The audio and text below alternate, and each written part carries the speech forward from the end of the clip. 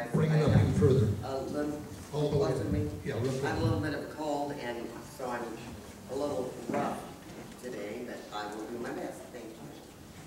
I want to thank you for allowing me to speak with you today. Today we have many issues that confront us. One of those issues is unemployment. Today it stands at 13.9%. That's way too high. In order to bring it down, the Board of Supervisors is concentrating on bringing high-tech jobs here through improvements to infrastructure like improving broadband so more people can work at Silicon Valley type jobs right here from home in Delaware County. And by improving Highway 199 so that large tandem trucks can make it to Delaware County without reloading their cargoes at the border, we will bring prices down when we buy groceries.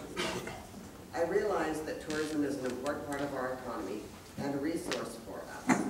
Our efforts to encourage tourism have resulted in over $15 million being spent last year alone. Currently, over 1,700 people work in the tourist-related businesses. Now we are concentrating on getting movies made here to bring in more revenue. Hopefully, this one is going to start a chain reaction and start filling up our hotels and restaurants with movie stars. We realize that we must make sure that our children get a good education in order to be successful. Delaware County's partnership with the school district, it wasn't on. I can quit trying to talk so loud then. Delaware County's partnership with the school district has been so successful that we were able to get over $12 million to upgrade classrooms with 21st century technology so that our kids can get a great start.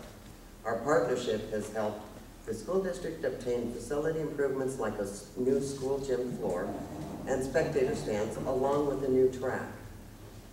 Our county has benefited by getting $12 million that has allowed us to upgrade our roads and fill in more potholes. This year, we will do even more. At the harbor, the tsunami hit us hard, but we have fought back by partnering with the harbor district as they rebuild the harbor, dredge the channel, and install new docks. This time next year, we expect that we will see a harbor that will continue to be the jewel of the North Coast. This year, we are making real progress in expanding the airport runway and working to make the new terminal building a reality. Through cooperation with the DA's office and with you through the Neighborhood Watch programs, we are locking up more drug dealers than ever before. We want them to think twice before dealing here in Delaware County. Thank you for allowing me to speak with you today, and I look for your vote in June. Thank you, Leslie. Roger? Thank you. Is this working right now? Yeah. You have an advantage of it. I'll put it down. Don't give me a redo. Well, first of all, I want to say good evening to everybody. I'd like to tell you a little bit about myself. My name is Roger Gitlin, and I'm running for District 1 Supervisor in Delaware County on a campaign of Let's Fix It. A little bit about myself. I'm a grandfather of 6, a father of 3, and a husband of 1. I'm also a teacher, I'm a businessman, and I'm a very much concerned citizen. Prior to my career as a teacher, I founded and operated a knitwear sweater company to better women's specialty stores across the country. I met a payroll every month. I successfully closed down and operated the company profitably.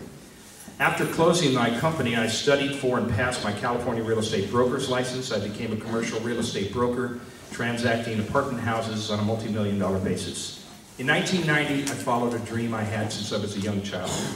I became a teacher. I studied for and got my California multi-subject clad teaching credential, and I taught 2 decades with the Los Angeles County Office of Education in their juvenile court schools, and I taught in a facility very similar to the Bar O Ranch up in Gasky.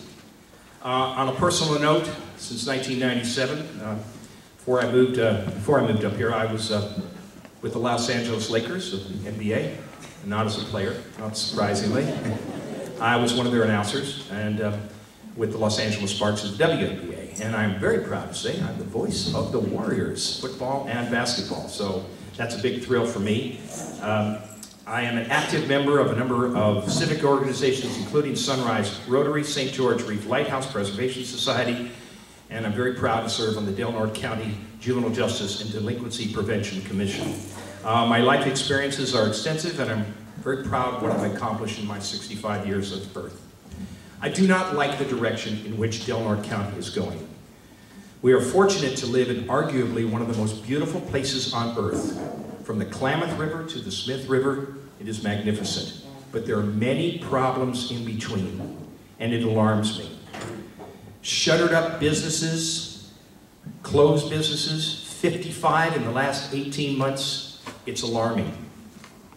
Onerous government regulations and bureaucracy prevent Del Norte County from realizing its true magnificent potential. We have a spiraling epidemic drug problem in our county. Del Norte County is broken, and I say, let's fix it. I promise you, I will not be a passenger on the Del Norte County bus on the Board of Supervisors. I will be a driver. I will take every bit of energy and passion I have, and I will go wherever I need to go to turn this behemoth around, and I will do it when I'm on the Board of Supervisors. I want your vote. Thank you very much.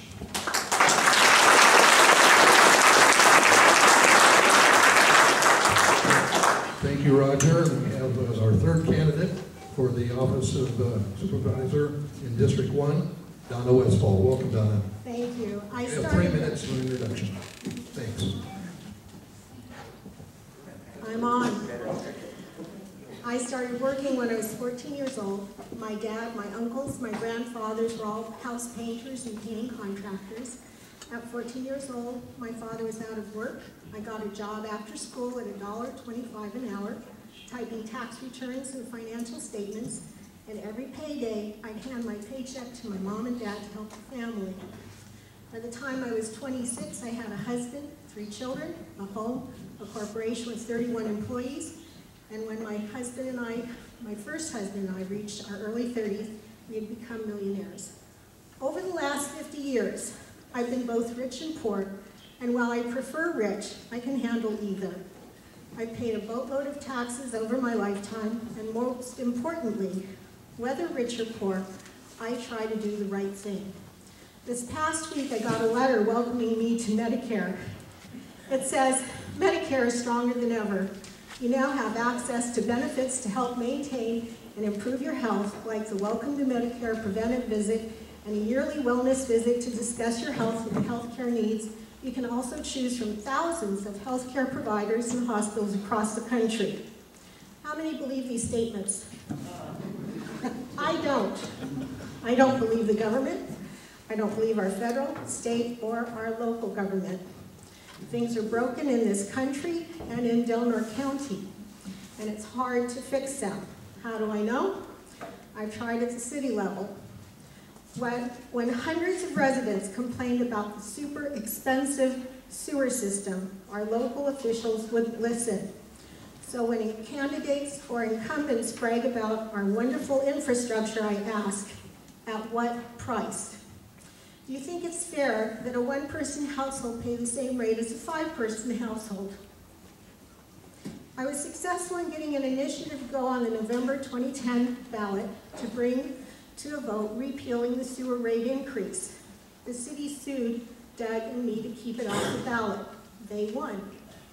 Let's talk about jobs and businesses. For the past 3 years, I've complained about blackballing and blacklisting. For example, 2 years ago, when Silly Susie's ice cream truck wasn't allowed to go up and down city streets, she contacted me.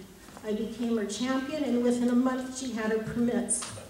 When our local newspaper proved over and over again that they were not capable of honest, fair, unbiased reporting, I started an online newspaper called CrescentCityTimes.com. When constituents brought me proof that the type of fluoride put in our drinking water was toxic industrial waste, I did my research. Del Norte County was 34th in the nation for cancer. Brookings was 765th.